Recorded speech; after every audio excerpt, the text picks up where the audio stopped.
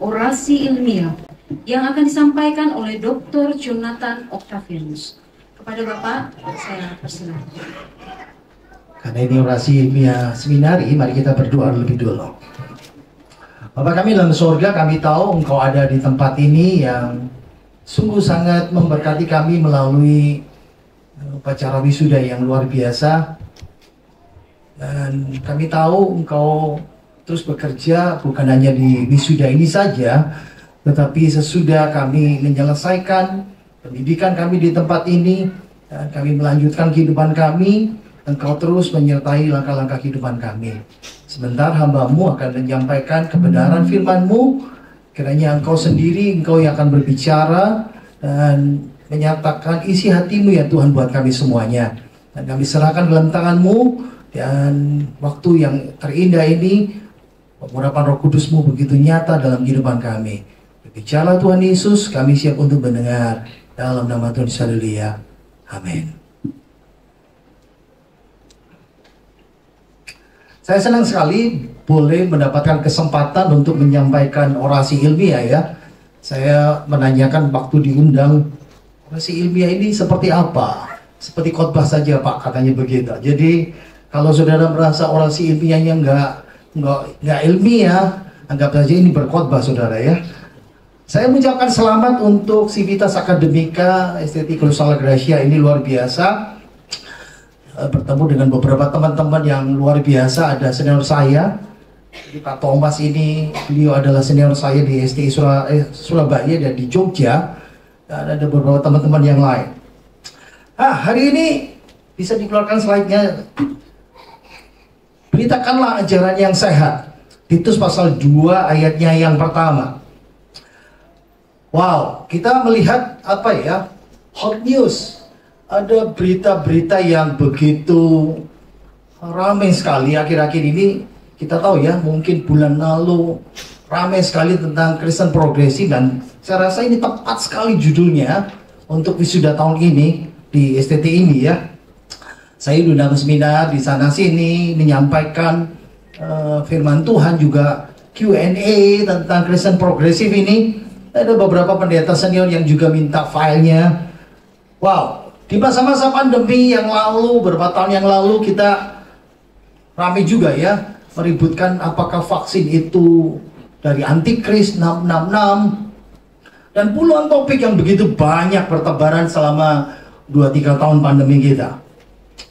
Jujur aja, media sosial masa sekarang ini ya, siapapun bisa mengakses.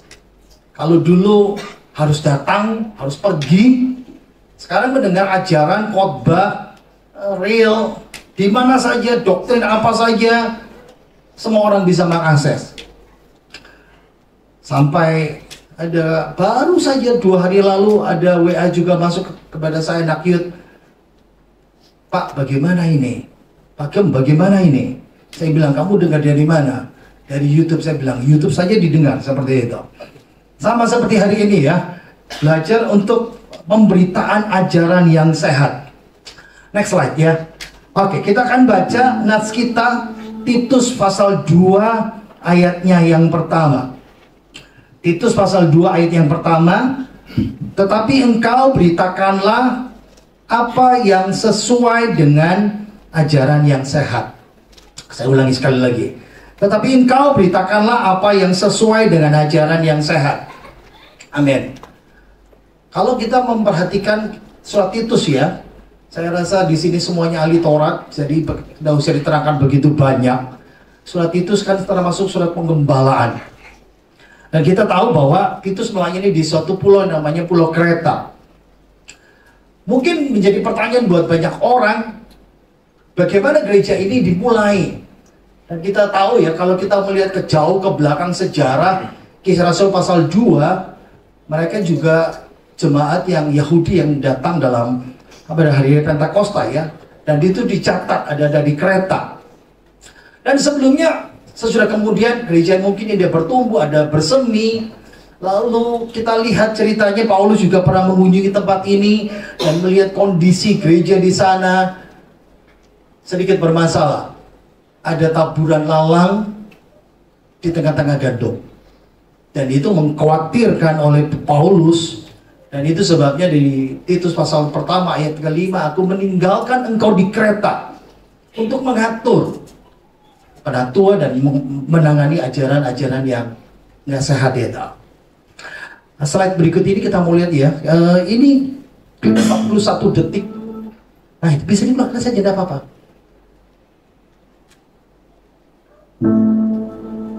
Ini adalah gereja Titus peninggalan yang di Cortina ya, di Pulau Kreta, dibangun dari abad ke-5 tapi hancur lalu dibangun lagi abad ke-6.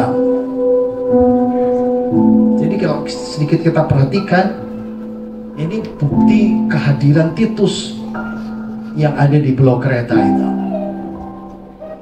Memang sekarang jadi reruntuhan ya, tapi seperti landmark kalau saudara berkunjung ke sana, wisata rohani, saudara akan mengunjungi tempat ini.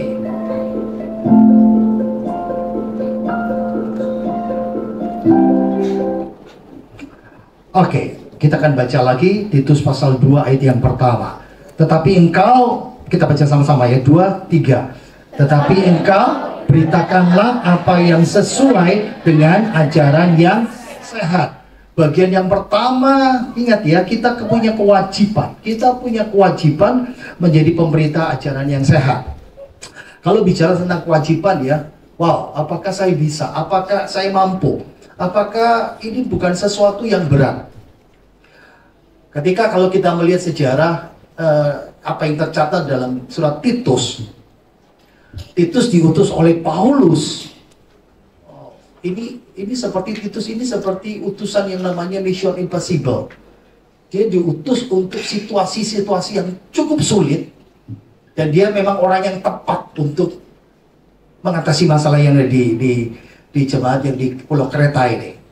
Nama Titus memang tidak pernah kita temukan di dalam Kisah Rasul, padahal dia terlibat. Ada cerita di situ, tapi namanya tidak disebutkan. Beberapa scholar, sarjana Alkitab mencoba menghubungkannya, mengatakan, oh jangan-jangan, ini berspekulasi ya, jangan-jangan Titus itu ada berbau saudara atau adik atau kakak daripada Dr. Lukas, penulis Kisah Rasul ya. Tapi itu cuma spekulasi. Tapi kita paham sekali bahwa nama Titus itu muncul pada saat-saat yang cukup genting buat gereja pada masa itu. Ketika dia muncul pertama kali di Galatia pasal 2 yang pertama, kita tahu ya, konteks Galatia membicarakan tentang perdebatan tentang orang Yahudi dan non-Yahudi, dan perdebatan tentang sunat. Nama Titus muncul di situ ketika Paulus menyebutkannya bahwa dia, Paulus, Titus dengan Barnabas, dia pergi ke Yerusalem. Dan sesudah itu namanya juga muncul ketika Titus diutus oleh Paulus pergi ke menyelesaikan pengumpulan persembahan untuk jemaat yang ada di Yerusalem. Ingat ya, kalau bicara masalah duit itu sensitif. Umumnya pendeta yang pendeta-pendeta itu kadang-kadang agak sungkan untuk bicara masalah duit. Masa pendeta ngomong masalah duit? Itu sebabnya Paulus begitu yakin untuk mengurus urusan masalah persembahan uang ini yang cukup sensitif ini, dan pergi ke Makedonia, ke Korintus itu untuk menyelesaikan persembahan ini. Lalu muncul lagi namanya ketika ada satu masalah sedikit, situasi tegang antara Paulus dan jemaat Korintus, yang Paulus katakan ini surat yang keras buat orang Korintus, yang mendukakan orang Korintus, dan Titus adalah orang yang tepat yang dia utus untuk pergi ke Makedonia lagi. Dan kita tahu ya, Korintus itu 1-2 Korintus itu ditulis dalam 4 kali surat seperti itu. Kita nggak tahu ini yang kedua atau yang ketiga atau keempat seperti itu. Tapi kita memahami bahwa sesudah laporan yang teguran yang cukup keras itu, Paulus menganggap bahwa Titus adalah orang yang tepat untuk membawa surat kepada orang-orang yang akan dibina di Korintus itu. Jadi kita sedikit memahami ya, peran Titus yang cukup luar biasa, anak muda yang luar biasa ini. Kan saya bacakan lagi Titus pasal 2 ayat yang pertama. Tetapi engkau beritakanlah apa yang sesuai dengan ajaran yang sehat. Adalah suatu kewajiban kita untuk menjadi pemberita yang sehat. Kata engkau kita paham ya, kalau kita melihat dalam bahasa aslinya ini kata-kata tunggal yang bersikap tegas sekali. Kalau kata tetapi itu bicara kontras sebelumnya. Ingat ya, dalam konteks di pasal 1 ada pemberita-pemberita ajaran yang tidak sehat di jemaat di Pulau Kreta. Dan itu sebabnya Paulus berkata, kamu kau utus ke sana menyelesaikan masalah penatua. Lalu yang kedua, menegakkan ajaran yang sehat. Dan dia adalah orang yang tepat. Nah, memang dibicarakan oleh Paulus dalam surat Titus ini menolong kita untuk bisa paham ya. Bukan masalah pengajaran, tetapi gaya hidupmu Titus harus sama dengan ajaranmu. Itu akan membuat kontras seperti ayat yang, pasal 2 ayat yang pertama ini. Bagaimana guru-guru palsu itu dipandang, bagaimana guru-guru palsu itu mengajar, bagaimana gaya hidup guru-guru palsu itu, kamu harus berbeda. Kamu sebagai pemimpin, kamu sebagai guru sejati yang mengajarkan ajaran yang sehat. Beritakanlah, present aktif imperatif ya, ini sesuatu yang harus dikerjakan. Laleo, kata laleo ini seperti kita sedang berceloteh, kita harus bersuara, kita harus ngoceh dalam seperti bahasa Jawa itu ya.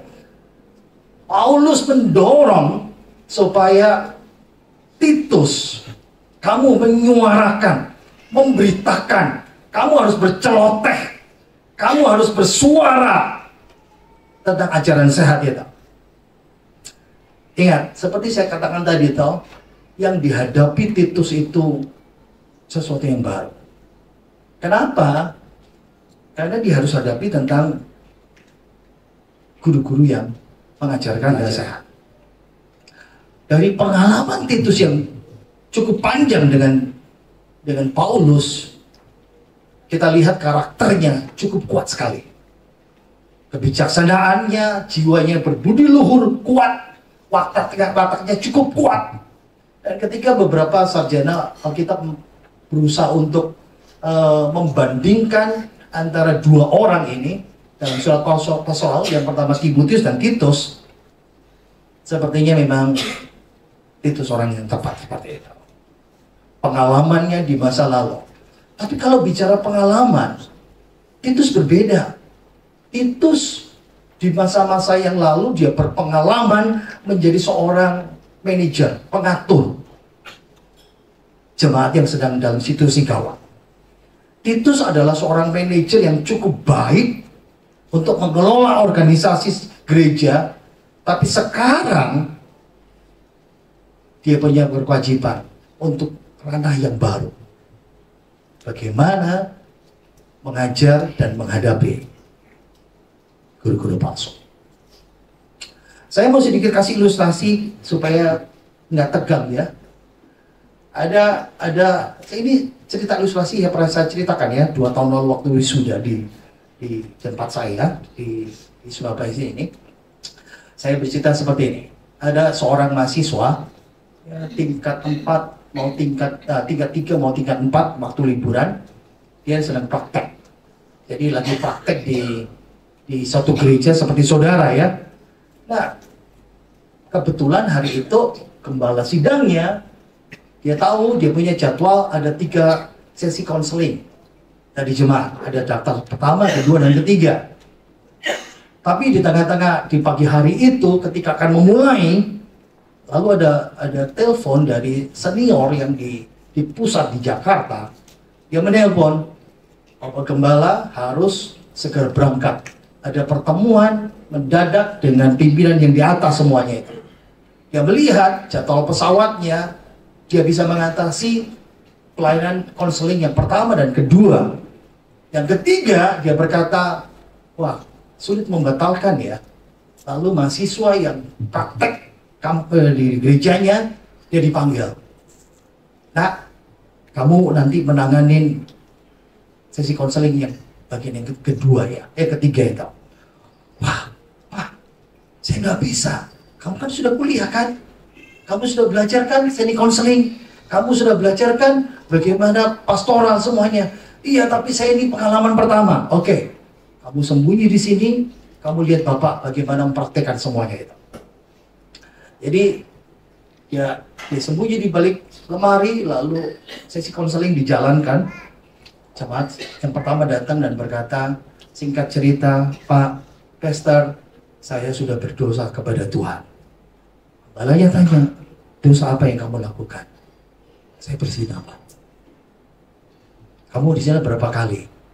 3 kali, Pak. Lalu dilayanin, doa pengakuan dosa, lalu pendeta berkata, kamu belajar bersyukur sama Tuhan. Itu ada kotak persembahan untuk gereja kita, bukan untuk saya. Kamu belajar bersyukur sama Tuhan. Lalu selesai sesi konseling itu. Sementara menunggu orang kedua, dipanggilnya mahasiswa. Kamu paham apa yang saya lakukan? Siapa? Paham. Oke, sisi yang kedua. Yang kedua, jemaat datang lagi, mulai lagi pertanyaannya. Apa? Ada persoalan apa? Pastor, saya melakukan dosa. Dosa apa yang kamu lakukan? Dosa perzinahan, Pastor. Berapa kali? 3 kali. Ternyata sama, yang pertama dan kedua. Lalu dilayani pengakuan dosa, melepaskan semuanya, minta ampun sama Tuhan. Setelah itu lalu diajar, coba itu ada kotak persembahan, belajar bersyukur sama Tuhan. Itu untuk gereja, bukan untuk saya. Lalu orang itu pulang, dipanggil mahasiswa itu, kamu paham sekarang apa yang kamu lakukan? Sudah paham, Pak? Sudah paham, Pak. Jadi pendetanya langsung agak cepat-cepat untuk naik mobil dan berangkat ke airport. Lalu dengan gemetar, mahasiswa ini memanggil orang jemaat ketiga. Mari Pak, silakan. Bapak dosa, melakukan apa? Perlu apa? Saya melakukan dosa. Oh, sama ini berarti. Dosa apa? Dosa perzinahan. Puji Tuhan, sama dalam hatinya begitu. Berapa kali melakukan? Baru sekali, Pak. Lalu dengan polos mahasiswa ini berkata, hari ini bonus 3 kali. Kamu pulang lakukan 2 kali lagi. Nanti ketika kali datang ke tempat ini. Lalu pengakuan dosa. Maaf ya, ini cerita bohong saudara. Cuman buat saudara supaya ketawa saja. Saya rasa kita nggak akan sepolos dan sebodoh itu, bukan? Senaif itu. Ingat ya, surat ini ditujukan untuk, saya kembali kepada topik utama kita ya. Surat ini ditujukan untuk Titus. Tapi kita tahu dari konteks ya, pasal 3 ayat 15 ada penggunaan kata jamak di situ. Sapaan jamak itu dalam salam penutup itu. Surat ini juga bukan ditujukan kepada Titus saja, tapi kepada penatua-penatua yang jamak itu yang ditetapkan dalam jemaat. Kenapa tugas pemberitaan ini, kewajiban ini bukan untuk memimpin, tapi untuk kita semua sebagai pemberita ajaran yang sehat. Karena sesudah ini Titus harus pergi, segera meninggalkan jemaat di Kreta dan bergabung kembali kepada tim pelayanan Paulus. Dan ketika Titus dia pergi, sama seperti ketika Timotius dia harus meninggalkan Efesus, para penatua yang harus stay, yang harus siap, tidak bisa datang dan pergi seenak mereka semuanya. Ingat ya, kewajiban sebagai pemberita Injil, pemberita ajaran yang sehat itu bagian kita. Bagian yang kedua, ajaran sehat itu penting karena itu akan membungkam ajaran palsu yang merebak begitu banyak di Indonesia ini ya, akhir-akhir ini. Kita baca Titus pasal 1 ayat yang ke-10 sampai ayat yang ke-11. Ini konteks sebelumnya. Kita baca sama-sama. 2, 3. Karena sudah banyak orang hidup tidak tertib, terutama di antara mereka yang berpegang pada hukum sunat. Dengan omongan yang sia-sia, mereka menyesatkan pikiran. Orang-orang semacam itu harus ditutup mulutnya, karena mereka mengacau banyak keluarga dengan mengajar yang tidak-tidak untuk mendapat untung yang memalukan. Pentingnya ajaran yang sehat itu kenapa? Karena ajaran yang sehat itu akan membungkam ajaran palsu. Ingat ya, bahasa Indonesia disebut ditutup mulutnya, dibungkam dalam bahasa Inggris. Epistome dalam bahasa Yunani ya. Ini kata yang langka digunakan. Biasanya artinya literalnya mengendalikan. Mulut-mulut itu harus dikendalikan. Secara metaforis ini sama, makanya bahasa Indonesia menerjemahkannya menutup mulut, dibungkam mulutnya. Ada dua pengertian ya. Yang pertama, jangan kasih panggung di gereja. Ini yang paling penting. Seorang pendatua pada masa itu, seorang pengajar, seorang gembala, dia harus selektif. Tidak memberikan kesempatan orang-orang yang seperti ini menyebarkan ajaran di dalam gereja. Karena yang dibicarakan di sini adalah kasus di Pulau Kreta, dan kalau kita terapkan, kita tidak akan memberikan panggung kepada orang-orang yang seperti ini. Itu pembungkaman yang pertama. Tapi yang kedua adalah tentang saran logis. Kalau kita bilang namanya apologetik. Bagaimana kita menjawab tentang pandangan mereka ini dan disampaikan di jemaat. Coba sedikit perhatikan, sedikit bayangkan, gereja di Pulau Kreta ini gereja yang cukup muda. Itu sebabnya mereka butuh ajaran, tapi mereka nggak selektif. Dan yang sangat disayangkan adalah taburan lalang itu yang paling banyak. Lalang itu suaranya yang paling lantang. Guru-guru palsu, pengajaran yang tidak sehat itu. Pengajaran yang sehat itu, yang tidak sehat itu yang paling banyak didengar oleh jemaat. Saya rasa ini kondisinya sama persis seperti ini ya. Di ayat 10 sampai 11 ini, orang yang hidupnya tidak tertib. Itu idenya sama seperti pemberontakan ajaran. Pemberontakan dalam ajaran. Pemberontakan tidak mau tunduk pada otoritas. Jadi ingat tadi itu waktu kita para dewan dosen ini lagi mau antri di mana prosesi akademika itu, kita jalan. Itu kata Pak Rektor, tapi kata pembawa bendera nanti dulu Pak, jam 10. Mereka lebih tunduk pada otoritas pembawa acaranya, katanya begitu saudara ya. Ini cuma bercanda aja. Itu sesuatu yang wow. Apa ya? Kalau kita sedikit memperhatikan bagaimana belajar tunduk pada orang yang di atasnya. Tapi ayat ini juga membicarakan guru-guru palsu itu. Ini pengajar yang memegang teguh tentang sunat Yudaism. Orang-orang yang kental dengan agama Yahudi lalu bertobat menjadi Kristen, dan mereka membawa ajaran Yudaism ini, agama Yahudi ini, dalam kekristenan. Jadi Injil plus sunat, Kristus plus melakukan sesuatu. Dan ini pengajaran yang mengacaukan, menyesatkan pikiran. Dalam ide Yunani seperti menipu dalam pikiran. Dan ini di bagian yang terakhir pengajaran yang cari untung. Ini umum sekali ya, banyak sekali terjadi bagaimana ajaran sesat zaman sekarang ini. Nah, ada banyak membicarakan pendeta selalu berkhotbah masalah duit per bulan seperti itu. Tapi yang sederhana, yang sulit dimengerti oleh jemaat adalah mereka pengajar palsu ini, pengajaran yang tidak sehat ini, mereka punya dasar teologis. Ini yang luar biasa. Sehingga ketika kalau kita sedikit membayangkan ya, argumennya logis, argumennya masuk akal, argumennya meyakinkan jemaat, sehingga ketika orang mendengarnya lalu berkata manggut-manggut. Kenapa? Karena nggak tahu. Yang kedua, Mereka ini guru pengajar. Makanya ini yang membuat jemaat sulit mengidentifikasi dengan tepat pengajaran palsu yang sedang tren pada masa itu. Sama seperti masa sekarang ya. Tapi yang paling utama yang nomor 4 adalah pengagungan. Pengagungan siapa? Rabi, guru. Ingat ya, ini dunia timur. Dunia timur, Indonesia, sama persis situasinya seperti pada masa itu. Rabi, guru, itu membuat jemaat begitu sangat terpersona. Sehingga apapun yang dikatakan, pasti betul. Dan ini, jujur aja, ini yang kita hadapi masa-masa sekarang ini. Siapa itu?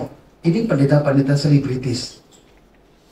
Yang jemaatnya banyak, pengikutnya banyak, followernya banyak di IG, terkenal, tapi ajarannya nggak sehat. Kalau sih kita sedikit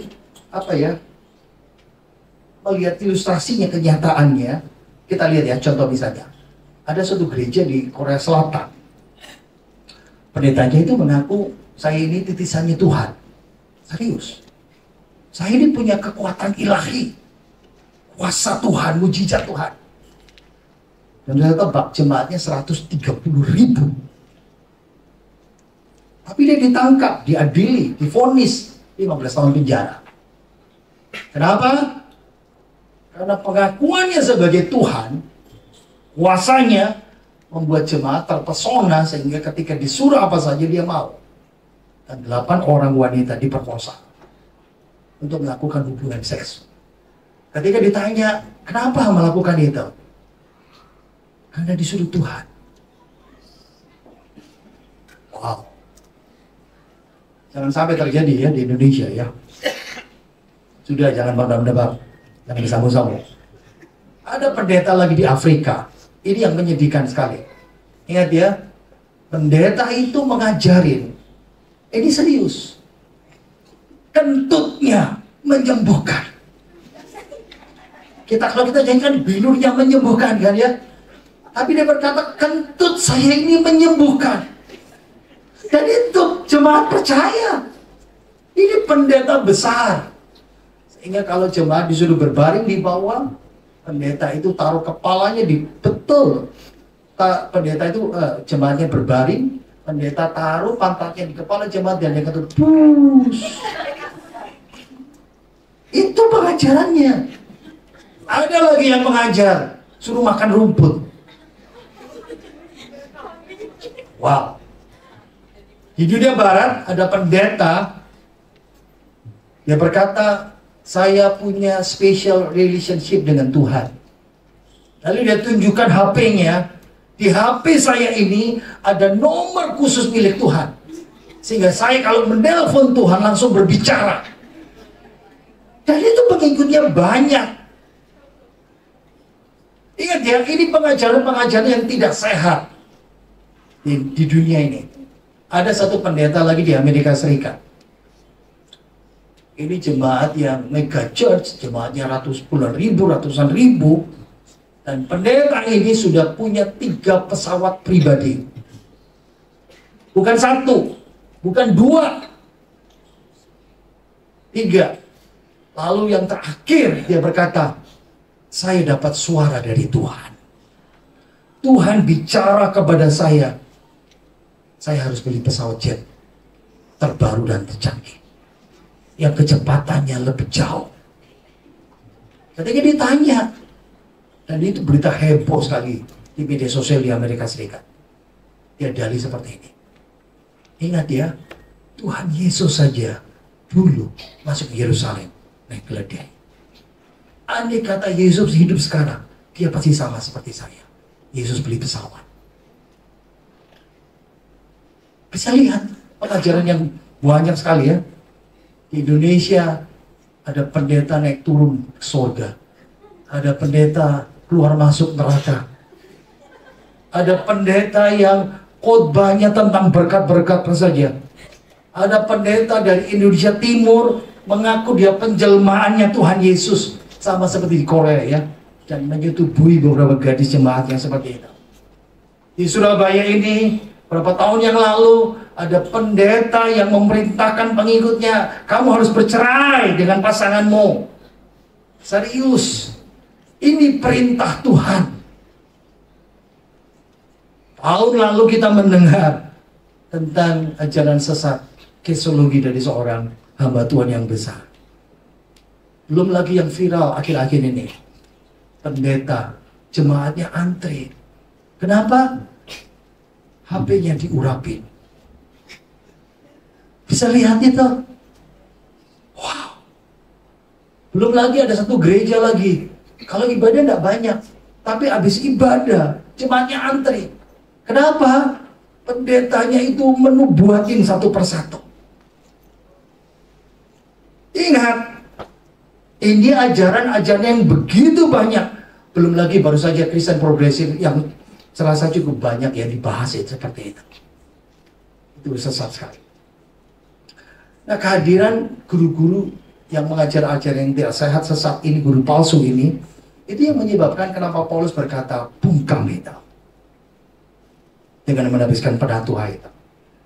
Dan saya rasa inilah yang menjadi masalah di Indonesia ya.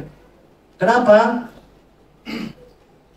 STT yang banyak berkutat dengan ajaran yang tepat, ajaran yang benar, seperti kita semuanya.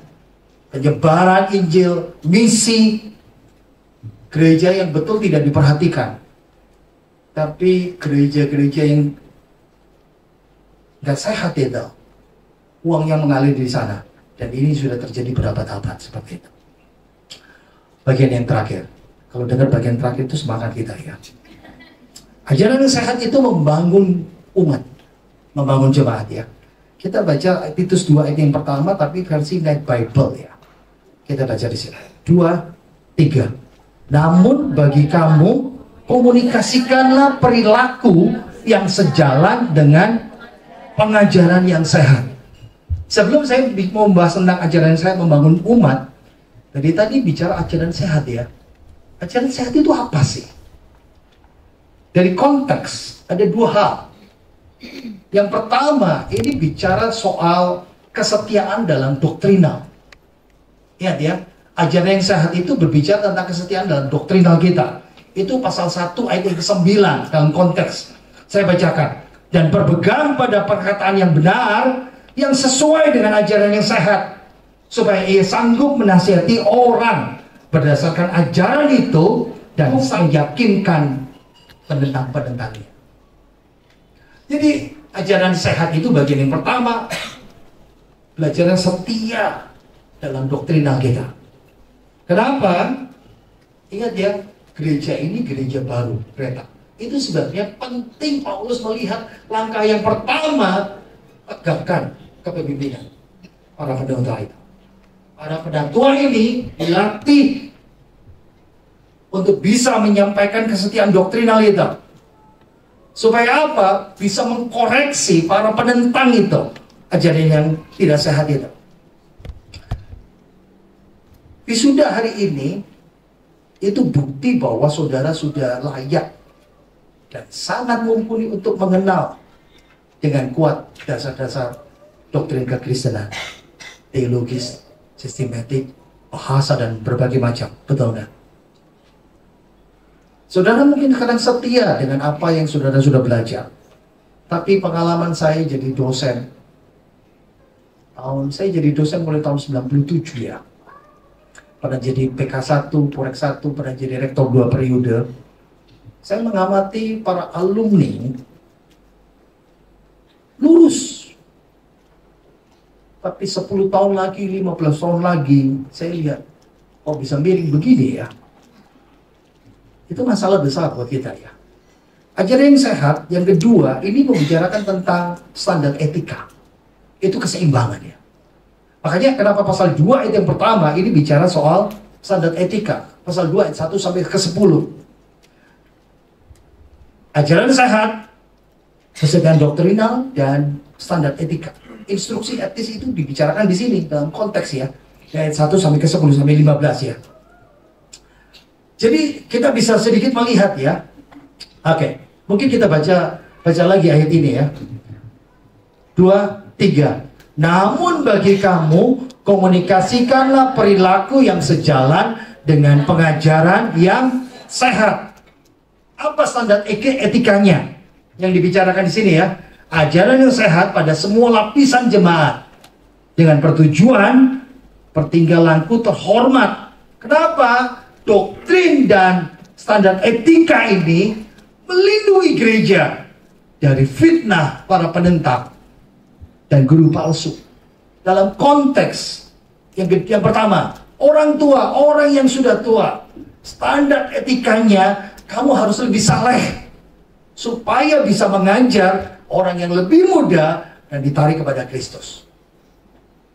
Ayat yang ketiga, ibu yang tua menjadi standar etikanya jadi teladan dalam kesalehan untuk ibu-ibu dan mendidik mereka lebih dekat kepada Tuhan, ibu-ibu yang lebih muda. Lalu ayat 4 sampai 5, untuk ibu-ibu yang muda standar etikanya jadilah ibu rumah tangga yang saleh supaya firman Tuhan tidak tercemar. Lalu ayat yang ke-6, anak-anak muda, standar etikamu adalah kuasai dirimu, menjadi teladan yang saleh. Karena dunia ini anak-anak muda tidak bisa menguasai dirinya. Lalu ayat 7 dan 8, ayat 15, Paulus bicara kepada Timotius, leaders, pemimpin. Engkau juga harus punya teladan, bukan hanya doktrinmu yang betul, tapi teladan kesalehanmu, supaya orang lain tertarik kepada Kristus. Ayat 9 dan 10, budak, jadilah pegawai yang teladan, supaya nama Tuhan dimuliakan. Berarti kita bisa sedikit melihat ya, apa itu ajaran yang sehat? Bukan hanya kesetiaan doktrinal kita, tapi standar etika kita. Itu satu kesatuan, dan itu yang dibicarakan. Kenapa Paulus berbicara seperti ini? Ini gambar salah satu pantai yang sangat terkenal sekarang di Pulau Kreta. Kreta itu sampai sekarang, dari zaman dulu sampai sekarang, terkenal sangat indah sekali. Tapi menyandang reputasi yang buruk. Dibuktikan oleh Paulus di pasal 1 ayat 12. Paulus mengutip satu baris dari Epimendes, ya, abad ke-5 ke-6, sangat dihormati di Pulau Kreta, seorang penyair, seorang nabi, seorang pembaru agama, mungkin juga dukun ya. Epimendes yang dikutip oleh Paulus berkata, orang Kreta itu pembohong, binatang buas, binatang jahat, orangnya malas-malas, nggak mau kerja, kecuali cuma makan-makan. Itu evaluasi orang Kreta, pakar Kreta tentang diri mereka sendiri. Orang Kreta terkenal ketidakjujurannya. Orang Kreta terkenal dengan kebohongannya. Dan ingat ya, jemaat itu orang Kreta. Latar belakang mereka juga sama. Dalam literatur Yunani klasik ada istilah namanya kretizo. Itu kalau literal itu seperti meniru orang Kreta. Sebetulnya itu pepatah untuk mengatakan pembohong. Dan kita paham sekali. Kenapa? Bukan hanya kesetiaan dalam doktrinal, tetapi standar etika. Itu yang membuat kita, ajaran sehat kita didengar. Dan ingat ya, ayo kita baca lagi bagian yang terakhir. 2, 3. Tetapi engkau beritakanlah apa yang sesuai dengan ajaran yang sehat. Ingat, kadang-kadang kalau kita berpikir, ya, kita merasa bahwa, Pak, kalau ngajar ajaran sehat itu berapologet, saya itu bukan orang yang tepat, Pak. Para Yesudan mungkin berpikir seperti ini ya, saya ini kuliah bukan jadi pendeta.